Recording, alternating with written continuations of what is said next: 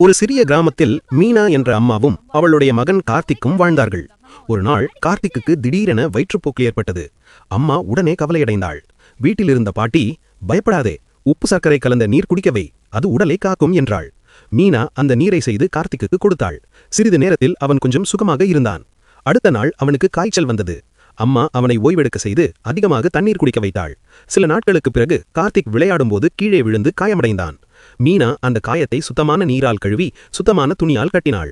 மாலை நேரத்தில் அவனுக்கு இருமலும் சளியும் வந்தது. அம்மா அவனுக்கு சூடான நீரும் சூப்பும் கொடுத்தாள். ஒரு நாள் அவன் தவறுதலாக அடுப்பை தொட்டு சிறிய தீக்காயம் ஏற்பட்டது. அம்மா உடனே குளிர்ந்த நீரில் அந்த இடத்தை கழுவினாள். பிறகு அவள் கார்த்திக்கையை மருத்துவரிடம் அழைத்து சென்றாள். மருத்துவர் சிரித்தபடி சொன்னார், நீங்கள் செய்த இந்த வீட்டு பராமரிப்பு மிகவும் நல்லது. ஆனால் நோய் அதிகமானால் மருத்துவரை பார்க்க வேண்டும்.